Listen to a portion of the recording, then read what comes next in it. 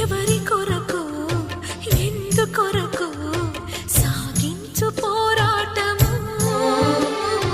ఇల్లు విడిచి పల్లె విడిచి ఎన్నాళ్ళు ఈ నరకము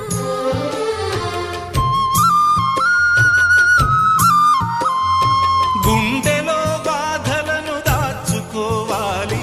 నా పోరు బాటలో నీ తోడు కావాలి పల్లెనే ఇల్లుగా నువ్వు చూసుకోవాలి పంచాది నిర్మలకు చెల్లెవనిపించాలి